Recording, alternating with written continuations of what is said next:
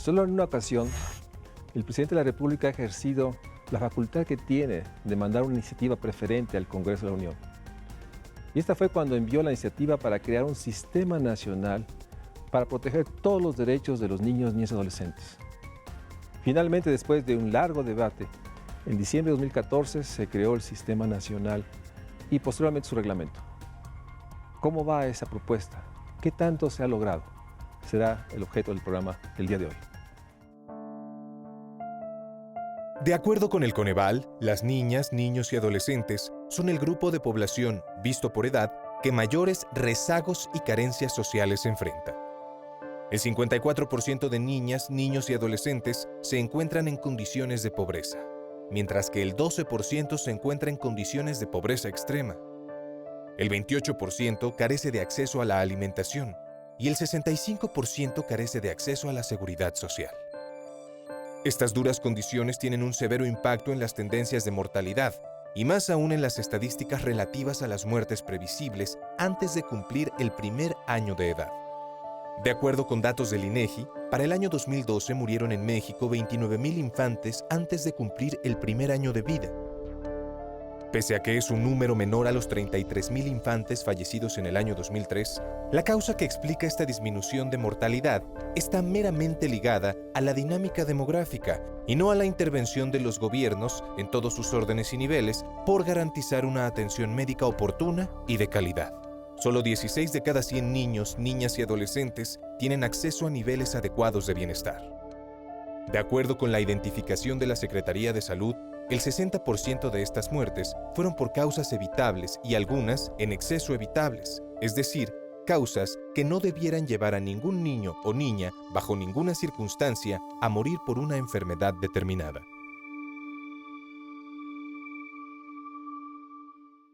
Lo hemos dicho muchas veces, no podemos regatear que la gran preocupación, o una de las grandes preocupaciones del Estado mexicano desde el siglo XX, antes, es proteger a los niños, niñas y adolescentes, sobre todo los más vulnerables. Hay una gran historia de esfuerzos de instituciones que llevan a este momento, en el cual le agradezco mucho a Ricardo Bucio que esté, porque a él le toca ahora implementar lo que yo estoy convencido que es, en términos sociales, la propuesta más importante que ha presentado esta administración del presidente Peña. La construcción de un sistema nacional para proteger niños, niñas y adolescentes de una manera integral. Y que sin duda es un desafío enorme, ya lo platicaremos.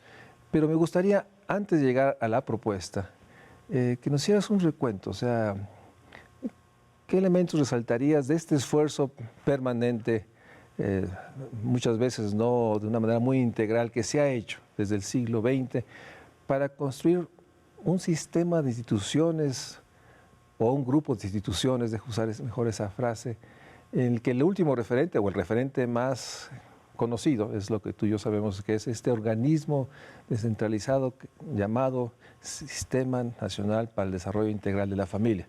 Como yo digo, así se llama, no necesariamente es lo que realiza.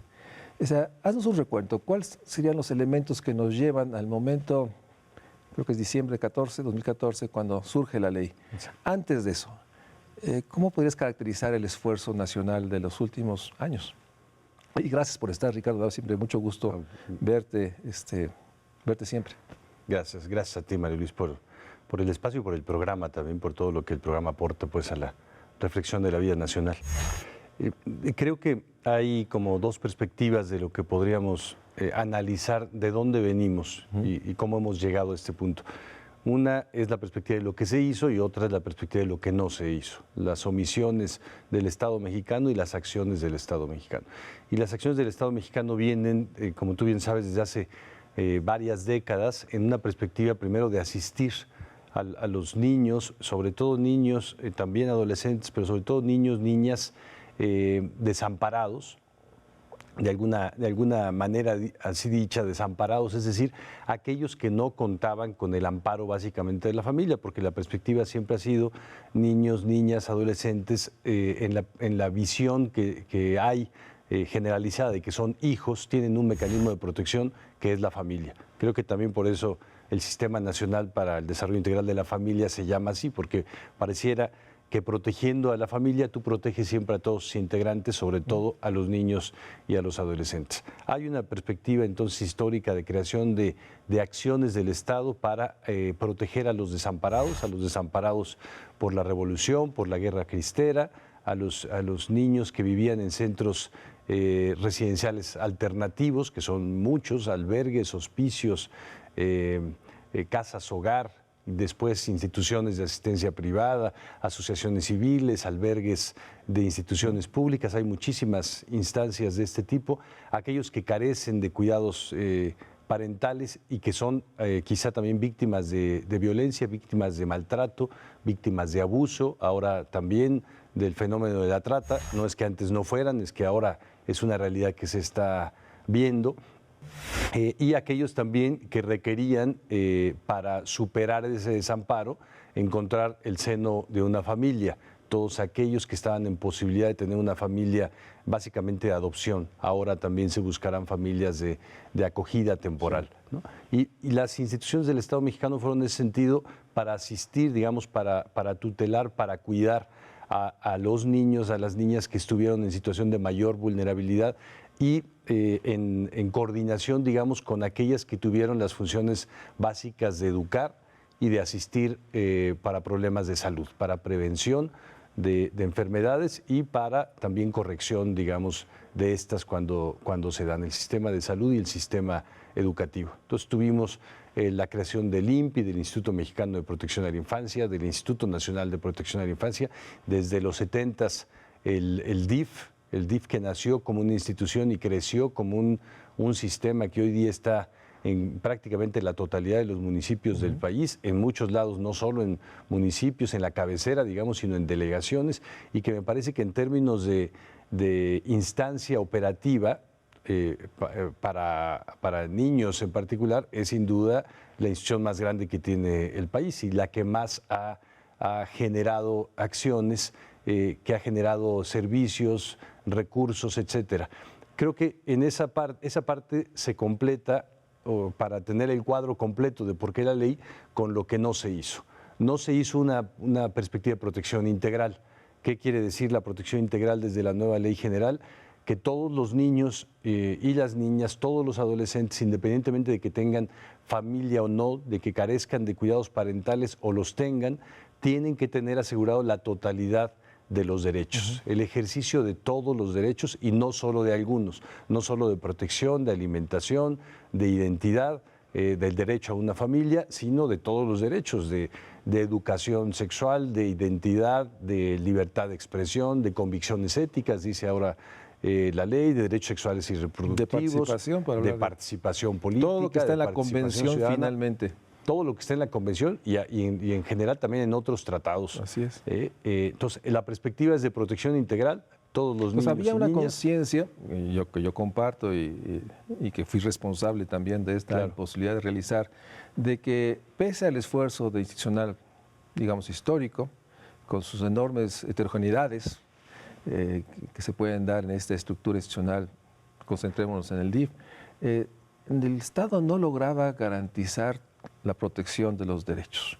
La construcción de la ley tuvo cierto proceso de debate. Yo me acuerdo mucho en esa época, fui convidado por algunos amigos a revisar los proyectos. No fue un proceso fácil la construcción de la ley vigente. Tengo la impresión, o recuerdo más bien, que la primera iniciativa fue revisada intensamente por las cámaras y hubo observaciones. O sea, esta parte, antes de llegar al decreto del diciembre de 2014, ¿qué reflejaba en tu juicio? ¿Qué expresaba esta discusión, debate sobre la iniciativa del presidente? Creo que lo más importante primero es lo que mencionas, es una búsqueda de respuesta a lo que dicen los indicadores. Los indicadores sí te dicen que el sistema de protección que construyó nuestro país durante décadas era incompleto, era parcial, no llegaba a todos los niños y adolescentes, no llegaba a todo el país, no se daba para todas las circunstancias y además incluso para donde se da aún tiene falencias, tiene precariedades, tiene deficiencias. Habría que proteger lo que es la protección especial.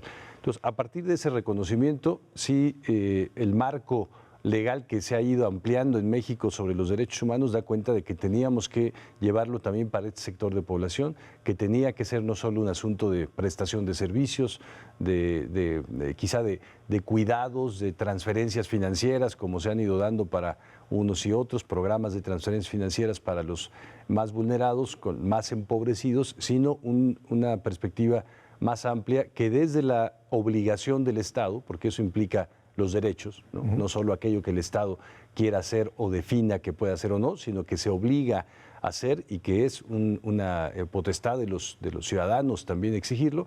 Desde esta perspectiva, responder con una acción del Estado.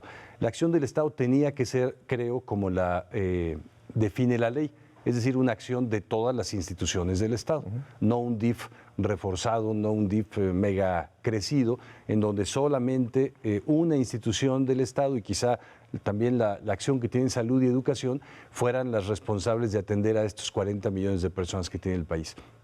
Todo lo que hace el Estado mexicano, claramente, haga carreteras, haga telecomunicaciones, venda petróleo, de servicios financieros, las acciones financieras, todo lo que hace el Estado mexicano tiene una repercusión en niños, niñas y adolescentes, como todo lo que pasa en una familia, ¿no? Se cambien de país, pierda el trabajo el padre o la madre, aumenten o disminuyan los ingresos, tiene una repercusión en niños, niñas y adolescentes, y por eso las instituciones del Estado mexicano en su conjunto tenían que hacer una acción coordinada desde la perspectiva del enfoque de derechos. Eso es básicamente lo que creo que establece la ley. A todas las instituciones les toca. Y para eso tiene que haber una coordinación, tiene que haber una articulación basada en un enfoque común, en un enfoque de derechos, pero que sea común, que me parece que eso es lo más complicado, porque cada gobierno, como tú dices, este país está formado ahora de casi 2.500 gobiernos distintos, que tienen distintos niveles de autonomía, de capacidad técnica, de capacidad operativa, y que podrían o pueden tener hoy día, una perspectiva común de qué hacer, desde qué le toca hacer al Estado en razón de este grupo de población. Así es, y con una comprensión de los derechos muy diferentes, no necesariamente, no todos tienen la misma comprensión de la Convención de Derechos de los Niños, y probablemente eso es lo que estuvo atrás en esta larga discusión que nos lleva a la ley y que finalmente establece que el país debe construir un sistema nacional. De eso lo haremos regresando del corte. En diciembre de 2014, entró en vigor la Ley General de Derechos de Niñas, Niños y Adolescentes, la cual es la primera ley a nivel nacional que obliga a autoridades federales y estatales a darle acceso y cumplimiento a todos los derechos de las y los menores de edad en México. Con esta ley, se creó en 2015 el Sistema Nacional de Protección Integral de los Derechos de Niñas, Niños y Adolescentes. Este sistema tiene el objetivo de asegurar una adecuada protección de los derechos de niñas, niños y adolescentes a través de una secretaría ejecutiva que coordina las acciones de gobierno. Este sistema, siguiendo el concepto de integralidad, hace una mirada transversal a las instituciones públicas federales, estatales y municipales, que directa o indirectamente están relacionadas con la garantía de los derechos de niñas, niños y adolescentes, y modifica sustancialmente los parámetros para que las entidades en su conjunto desarrollen y ejecuten sus políticas, programas y prácticas, poniendo en el centro de sus acciones a los niños, niñas y adolescentes como una prioridad política y programática.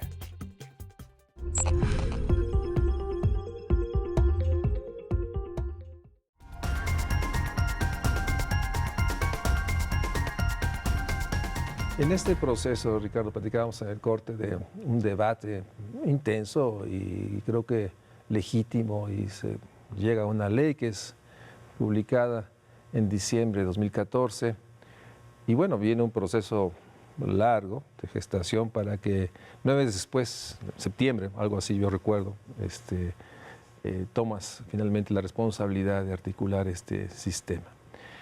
Tienes propiamente 3 meses al frente, pero me gustaría empezáramos en que nos pudieras, de una manera muy esquemática, ¿qué contiene la ley? ¿Cuál fue la responsabilidad que asumiste tú en septiembre de 2015? O sea, ¿cuáles son los elementos que destacarías en este programa sobre la ley que impone la creación de un sistema?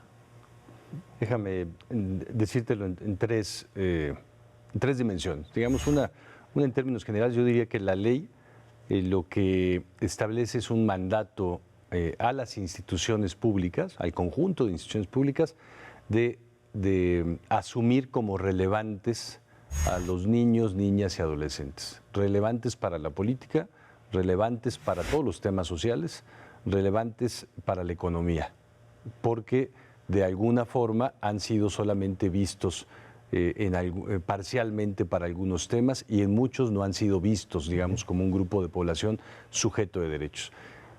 La ley también establece, para ello, digamos, primero establece un catálogo de derechos, dice, este grupo de población son sujetos de derechos, es la primera definición, y como sujetos de derecho el Estado tiene que adecuarse para poder responder a esos derechos. Establece un catálogo de derechos y también dice, y todos aquellos que están en otros tratados internacionales, en realidad son todos los derechos, salvo aquellos que por términos de edad puedan estar vinculados a otras cuestiones. Derechos políticos, está el derecho a votar y a ser votado, derecho para algunos cargos de elección popular.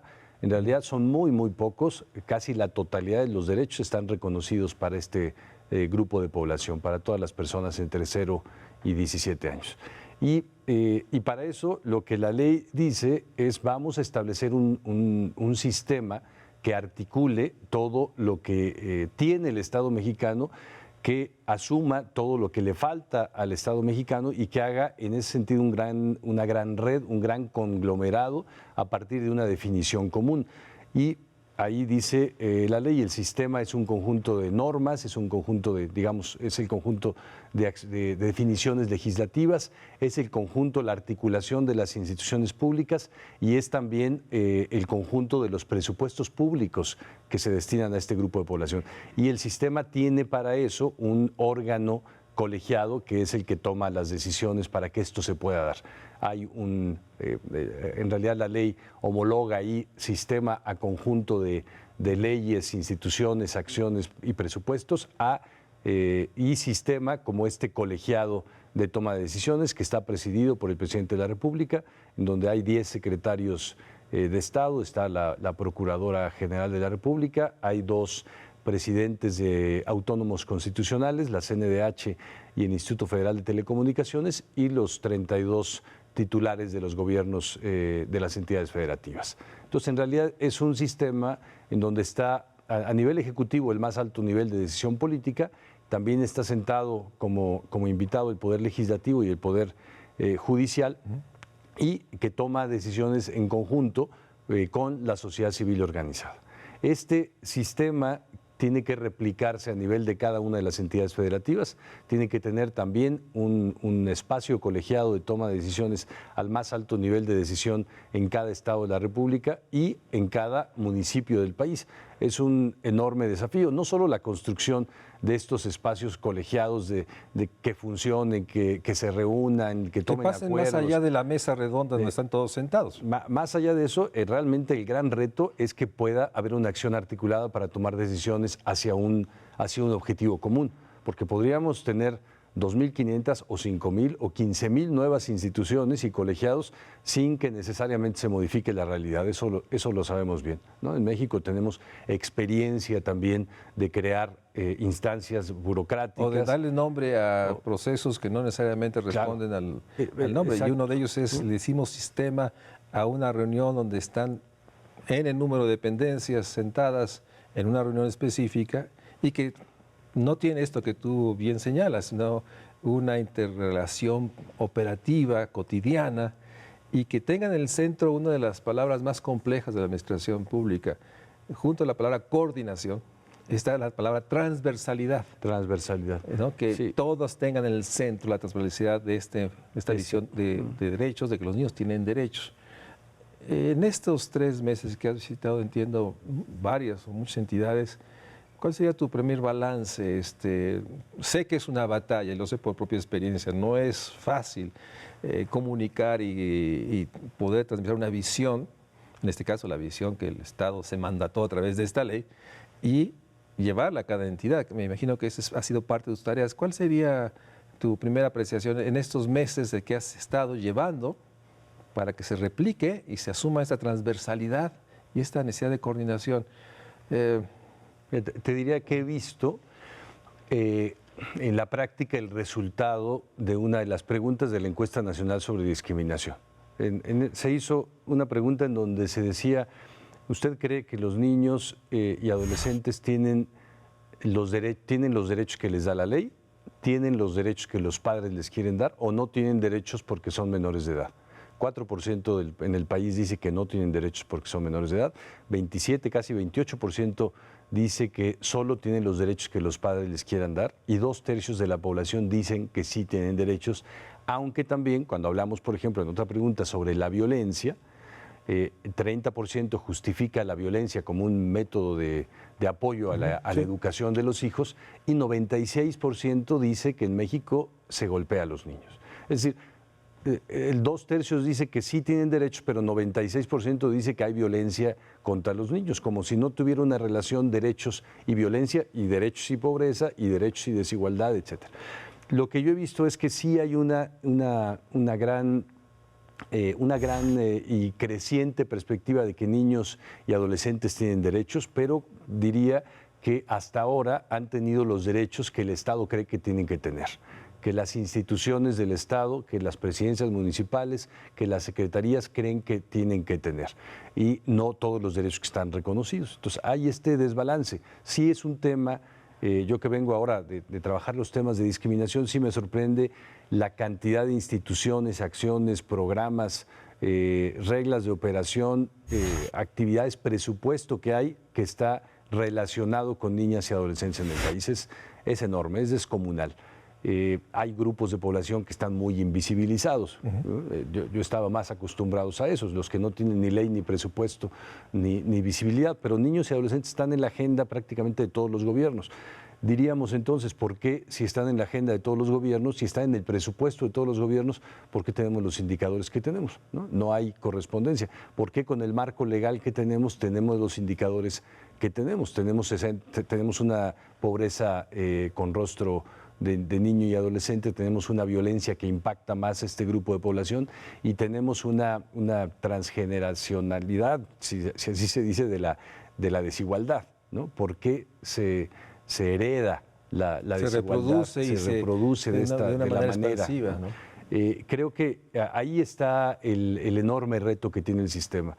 Sí hay una perspectiva de los gobiernos sobre la infancia, sí hay una atención, sí hay acciones, están desvinculadas, no tienen un enfoque transversal de derechos, están en la perspectiva de que los gobiernos han asumido durante décadas que hay que darle a los niños lo que creemos que hay que darles y lo demás no.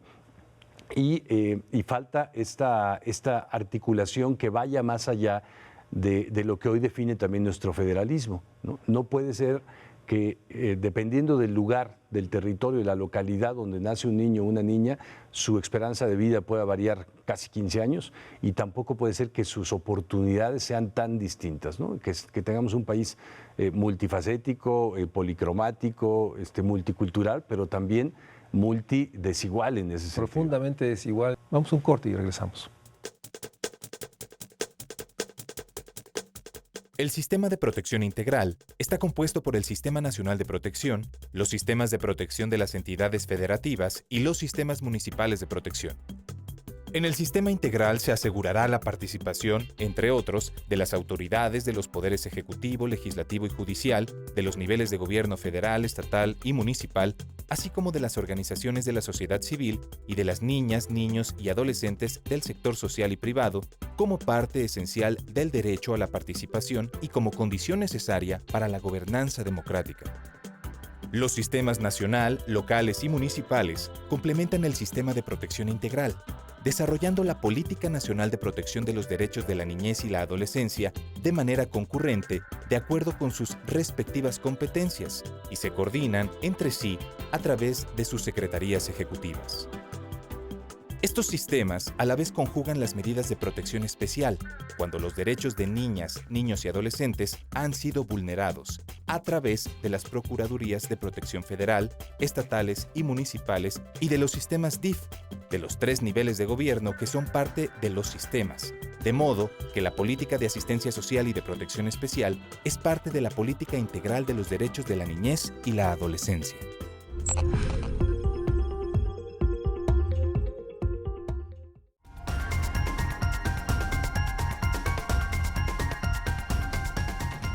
Ricardo, nos quedábamos en esta realidad de que hay necesidad, urgencia también de fortalecer, lo pongo en esos términos, el sistema de protección especial, ahora lo nombramos así, que se ha construido durante décadas y que el DIF ha sido responsable, los DIFs han sido responsables mucho de esa articulación. Sigue siendo una realidad, hay una enorme cantidad de niños, no todos llegan a ser protegidos por el Estado, por sus gobiernos, pero muchos sí están. Y también hay este fenómeno de una serie de casas de protección privadas, que tenemos el reto de las normas, pero dentro de la ley, ¿cómo se contempla esta articulación con, digamos, la parte más histórica de la protección a los ya vulnerados? Creo que la ley tiene el gran acierto de combinar o de definir dos mecanismos de protección. Primero, decir que la ley lo que tiene que crear como una instancia suprainstitucional, digamos que está por arriba de todas las instituciones del Estado, porque aunque la ley no define tal cual, no podría, una política de Estado sí dice que va atendiendo a una política nacional, una política articulada en los 3 órdenes de gobierno y todos los poderes. Pero para eso establece que el concepto central es la protección integral. Para todos los niños, niñas y adolescentes, todos los derechos y entonces todas las dependencias involucradas con sus tareas y sus acciones específicas. Pero ciertamente están los ya vulnerados, los que dices requieren la atención del Estado, requieren la intervención del Estado, requieren las acciones públicas sin las cuales no podrían superar su situación y no podrían encontrar un ámbito de desarrollo, no podrían, digamos, tener los mecanismos a veces para la sobrevivencia misma. Para eso está la protección especial. Entonces, la ley define que la protección especial es uno de los elementos de la protección integral y crea, entonces, mecanismos especializados de protección especial. Una Procuraduría Federal de Protección Especial, que no existía, una transformación de lo que hasta hoy día han sido las Procuradurías del Menor y la Familia en los estados, en las entidades federativas, que ahora serán Procuradurías de Protección Especial, y la creación, pues prácticamente en todos los municipios, de las Procuradurías también de Protección Especial. Esas son instancias que van a ayudar a salvaguardar. ¿Cuáles son las funciones de estas Procuradurías? Sí, van a atender, digamos, en términos generales, a ciertos grupos de población que están en mayor vulnerabilidad de sus derechos. Niños, niñas, adolescentes en situación de maltrato, en situación de adopción, carentes de cuidados familiares, víctimas de violencia, migrantes no acompañados o acompañados, siempre y cuando sean niños o adolescentes. Estos grupos de población van a tener una protección especial de parte del DIF, que el DIF casi en todos los estados, salvo Coahuila, que tiene una procuraduría que depende del gobernador, las procuradurías están en el seno del DIF nacional, del DIF estatal, del DIF municipal en su caso. Y están entonces abrevando también de toda la capacidad institucional que ya tiene instalada el DIF. Hoy poco más de 100,000 personas trabajan en el DIF en todo el país, tanto en nacional, estatal y municipales. Ahí están creándose las procuradurías. El DIF ha tenido históricamente esta acción de protección. Me parece que además hay millones de niños y niñas que en las últimas décadas no podrían haber sobrevivido si no existiera el DIF, si no hubieran tenido la asistencia, la protección. El DIF lamentablemente estuvo muchos años, espero que la ley modifique esta perspectiva, muchos años solo, una instancia en la que decían hay un adolescente, un niño con problemas, eso es del DIF, eso mándenlo al DIF, y cualquier otro tema de asistencia y problema social, mándenlo al DIF de una vez y añádanle atribuciones nada más. Creo que para el DIF este sistema es una muy buena noticia. Es una corresponsabilidad, el DIF tiene una función especial, se fortalece sus atribuciones y también en la mayoría de los casos debe fortalecer los recursos para poder brindar adecuadamente esta protección especial. Podríamos decir entonces que los DIFs estatales, el DIF nacional, hoy encuentran esta construcción en proceso de una serie una instancia que logra articular acciones de prevención, de garantizar derechos, un soporte que debe permitir especializarse, generar mayor capacidades para proteger a los ya vulnerados, aspirar a lo que siempre hemos dicho, los que somos gente dedicada a la asistencia social, aspirar siempre y constantemente a la reintegración social cuando es posible. Claro.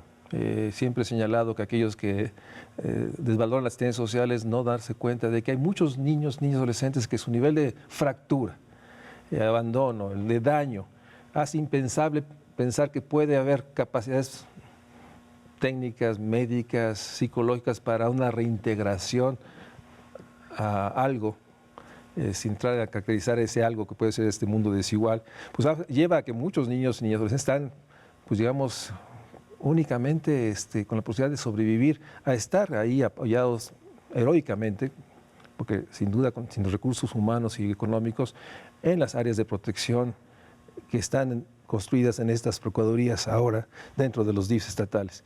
En ese sentido, entonces, ya hay una especialización más clara, hay una comprensión más clara de que ese es el papel de los sistemas DIFs, dedicarse a esto, a la par de acompañar el proceso de promover y garantizar los derechos. Así es. Sí, creo que en ese sentido es un buen diseño institucional, pese a otras perspectivas que había también cuando se discutía la ley.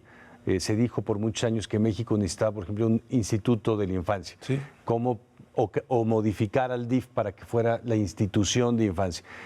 Pero en la perspectiva de que una sola institución iba a poder tener esta no solo perspectiva, sino esta acción omnicomprensiva en todos los espacios y todos los temas. Eso es imposible. Eso es la totalidad de y las hubiera sido instituciones riesgoso del porque Estado. se hubiera erosionado lo mucho, pero aún insuficiente, que se de protección. Claro, claro. Se llevaría el DIF a esta parte de coordinación. Entonces, dado que esto está, digamos, claramente definido, y ahora me imagino que tu reto es la comprensión de esta articulación, vamos a esta otra parte, uno de los desafíos mayores, porque en el fondo lo que el Estado se mandata es prevenir, evitar las condiciones que generan esta fractura de derechos. Y ahí es donde intentamos un tema enormemente complejo.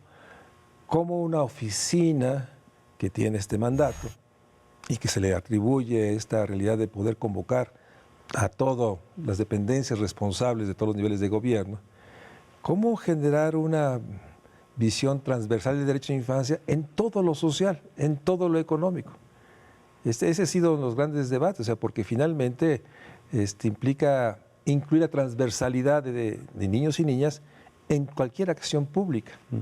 Sí. Ese es el desafío. Creo que la transversalidad que luego, para efectos de hacerla, de concretarla en las instituciones públicas suena muy complejo. Creo que es muy fácilmente comprensible cuando hablamos de lo que provoca dentro de una familia el que haya niños y adolescentes, ¿no? Todos sabemos que tenemos que reformular los espacios, adecuar el presupuesto, readecuamos los horarios de la familia cuando nace un bebé, la alimentación, la organización de las actividades, todo se va transformando cuando llega un niño o una niña a la familia, y conforme van creciendo, para tener acceso a la escuela, para tener acceso a servicios médicos, el transporte cuando son adolescentes, cuando empiezan a tener una vida independiente, todo va transformando la vida de la familia. Es decir, hay un enfoque, en cada familia tiene su propio enfoque de transversalidad de niñez y adolescencia. Sí. Sí, o de sobrevivencia. No digo de transversalidad de derechos, digo de transversalidad porque afecta todo lo que pasa dentro de la familia, el presupuesto, el espacio, el horario y la organización. Eso ha carecido el Estado mexicano. Sí, creo que avanzamos a tener hoy día más de 40 millones de niños y adolescentes, pero no transformamos el presupuesto. No readecuamos la acción de las instituciones del Estado, no remodelamos las atribuciones y funciones de las instituciones. Los servicios no se modificaron de tal manera que respondieran, que tuvieran un efecto positivo en este grupo de población y no un efecto negativo. Si la pobreza vulnera más este grupo de población, es que ha habido acciones que han provocado ese efecto negativo. Si la desigualdad no se va modificando transgeneracionalmente, también es que ha habido un efecto negativo o una omisión. La transversalidad creo que tiene esa perspectiva. Y claro que sin las áreas de desarrollo social, sin un análisis del presupuesto público, federal, estatal, municipal, sin una acción coordinada de quienes dan servicios, prestan, hacen la infraestructura social urbana de comunicaciones en el país, sin cada una de las acciones del Estado es imposible. Cuando tú dices a este organismo, el organismo que se ha creado para ello es la Secretaría Ejecutiva del Sistema.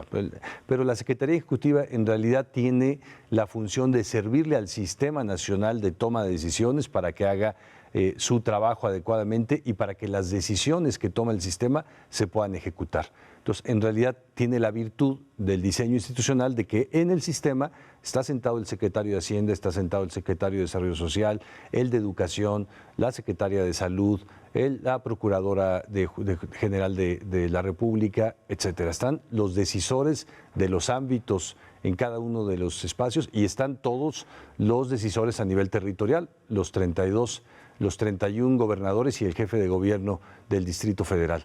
¿Cómo van a hacer ellos para transversalizar eso dentro de las dependencias?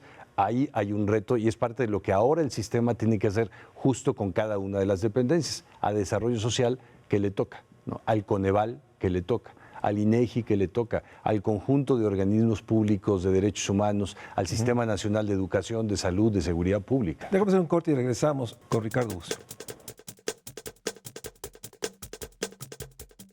De acuerdo con la Ley General de los Derechos de Niñas, Niños y Adolescentes, en México, los menores de edad deben gozar de: primero, derecho a la vida, a la supervivencia y al desarrollo. Segundo, derecho de prioridad. Tercero, derecho a la identidad. Cuarto, derecho a vivir en familia. Quinto, derecho a la igualdad sustantiva. Sexto, derecho a no ser discriminado. Séptimo, derecho a vivir en condiciones de bienestar y a un sano desarrollo integral. Octavo, derecho a una vida libre de violencia y a la integridad personal. Noveno, derecho a la protección de la salud y a la seguridad social. Décimo, derecho a la inclusión de niñas, niños y adolescentes con discapacidad. Décimo primero, derecho a la educación. Décimo segundo, derecho al descanso y al esparcimiento. Décimo tercero, derecho a la libertad de convicciones éticas, pensamiento, conciencia, religión y cultura. Décimo cuarto, derecho a la libertad de expresión y de acceso a la información. Décimo quinto, derecho de participación. Décimo sexto, derecho de asociación y reunión. Décimo séptimo, derecho a la intimidad. Décimo octavo, derecho a la seguridad jurídica y al debido proceso. Décimo noveno, derechos de niñas, niños y adolescentes migrantes. Vigésimo, derecho de acceso a las tecnologías de la información y comunicación, así como a los servicios de radiodifusión y telecomunicaciones, incluido el de banda ancha e Internet en términos de lo previsto en la Ley Federal de Telecomunicaciones y Radiodifusión.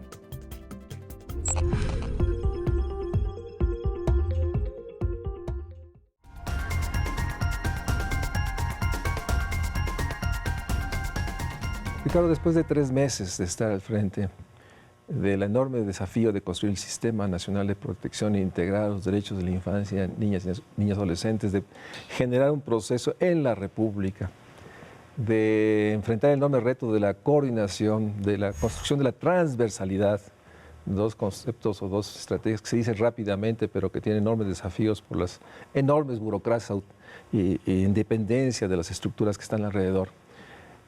Déjame ir de atrás, de adelante hacia atrás. Pensemos que estamos en noviembre de 2018. Nuevamente, aniversario de la convención. ¿Cuál sería tu escenario mínimo a lograr en estos 2 años y meses que quedan? O sea, ¿cuál sería tu punto que dirías, bueno, por lo menos hasta ahí llegué, en función de enfrentar enormes desafíos? Y obviamente uno de ellos lo platicábamos, el tema del presupuesto. Empezar a tener claridad de toda esta cantidad de recursos, cuáles realmente están para la protección y cuáles están para la prevención de la fractura de derechos y cuáles son simplemente para lograr que esos derechos se respeten, en fin. Pero entonces hablemos del 2018, noviembre. Estás invitado a noviembre de 2018, obviamente. Gracias. Para que hagamos este balance y podamos reflexionar juntos. ¿Cuál sería, digamos, esta imagen, esta visión que tienes de realista de lograr ¿Qué debe tener el país en términos de la protección de los derechos de los niños en el 2018? Mira, quizá lo dividiría.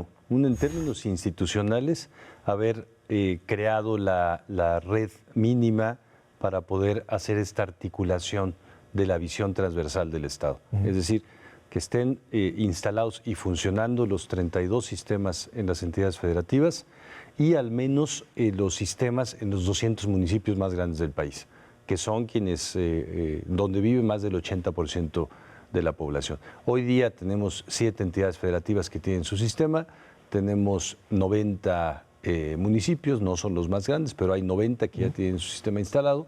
Ahí están casi instaladas todas las procuradurías de protección a nivel estatal, está también la federal, pero todavía falta muchísimo.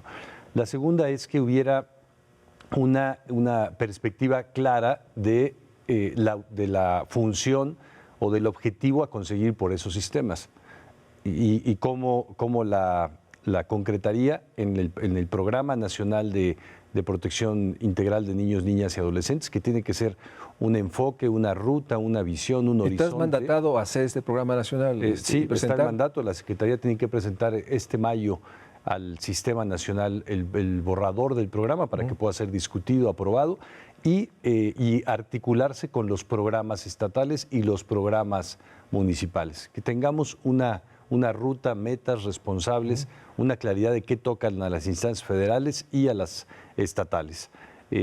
También que podamos tener una definición más allá del lapso de este gobierno, que termina en noviembre del 18, de los estatales y de los municipales, de a dónde queremos llegar, y eso lo podemos medir con los indicadores de derechos sociales, económicos, políticos, civiles, etcétera.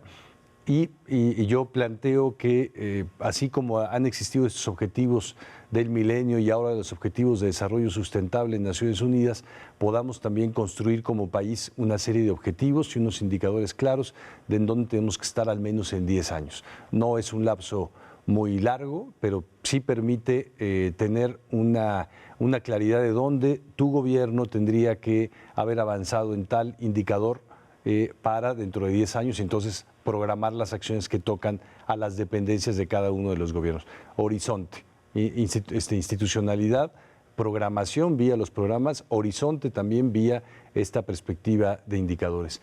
Y quizá también que podamos haber trabajado, seguramente no modificado todavía, pero haber trabajado interinstitucionalmente y con la sociedad civil un concepto de cuál es el paradigma de derechos de la infancia que necesita el país.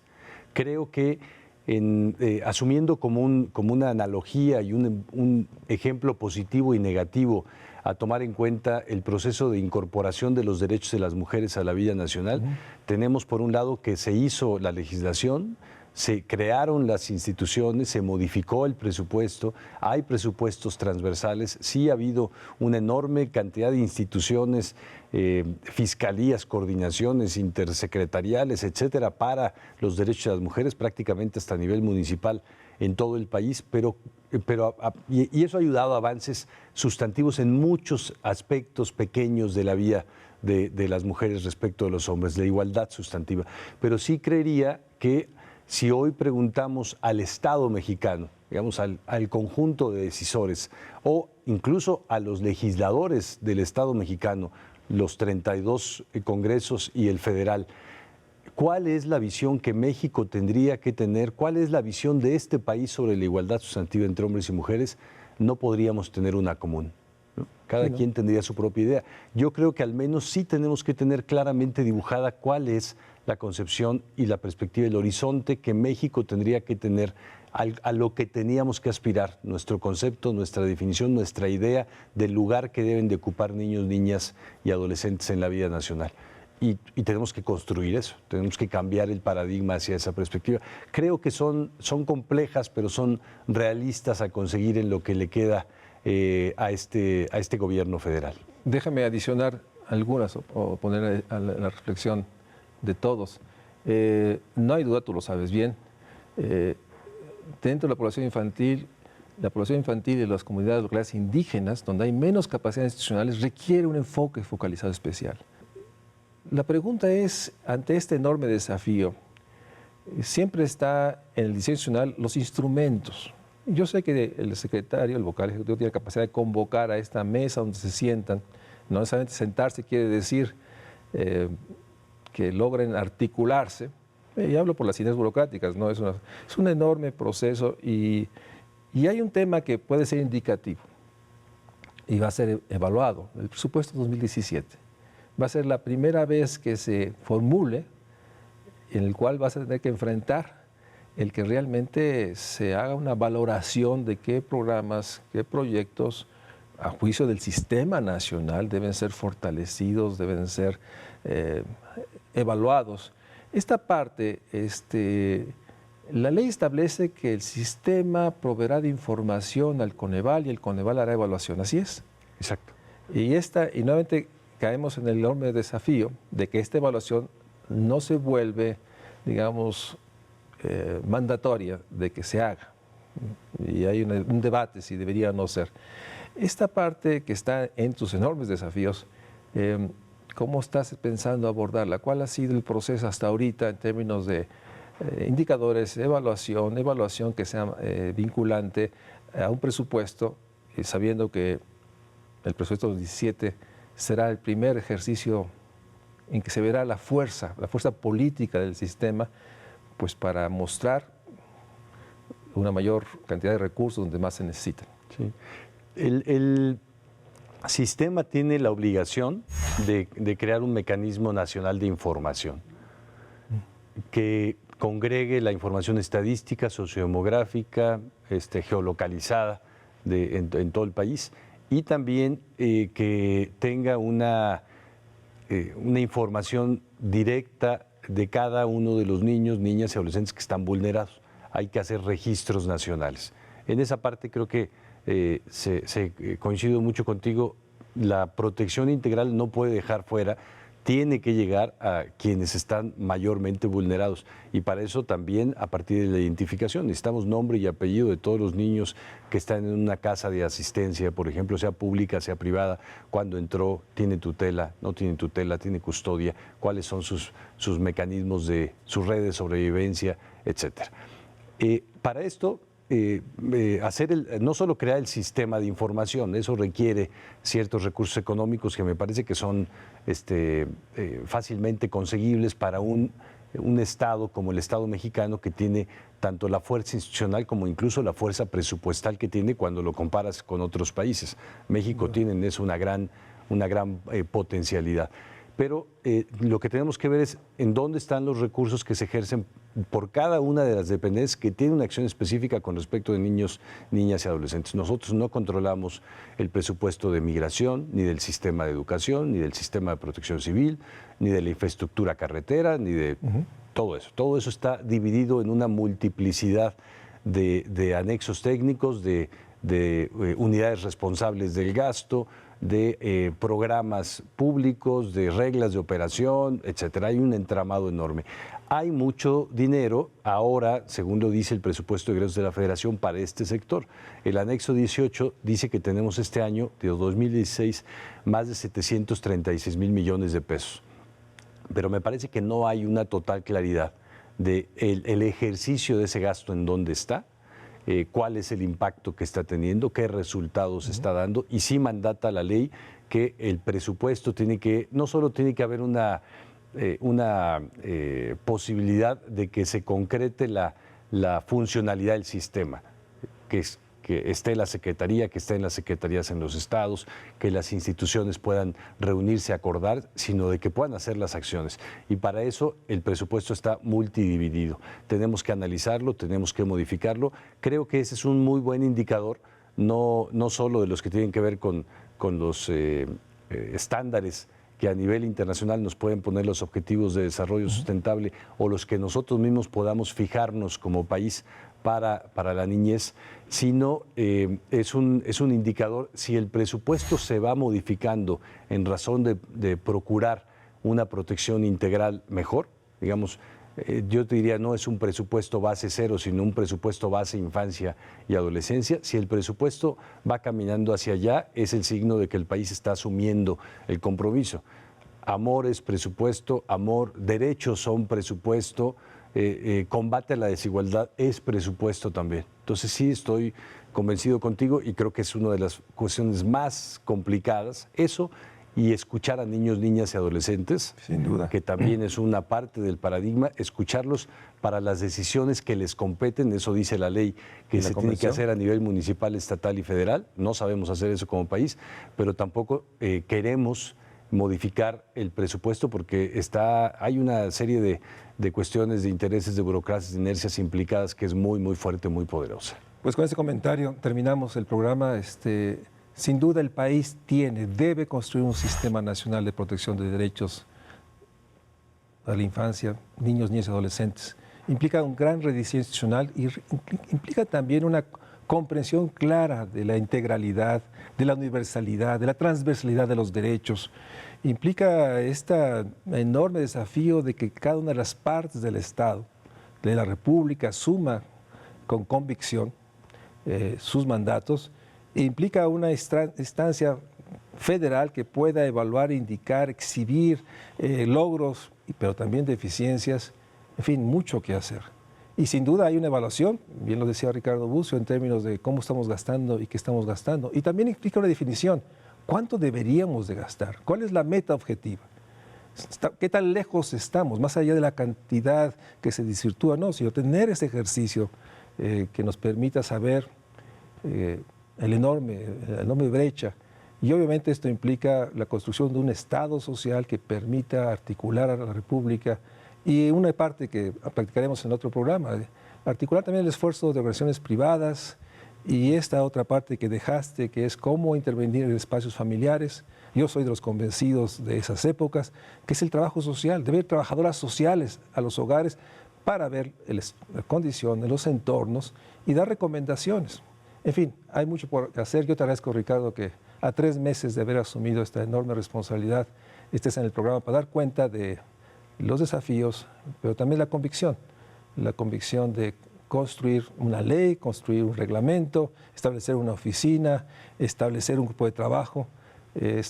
Son avances que quienes hemos estado adentro del Estado sabemos que son avances que pueden y deben construir este México de derechos que todos aspiramos. Ricardo, muchas gracias por estar. Muchas gracias a ustedes. a ti, María Luisa.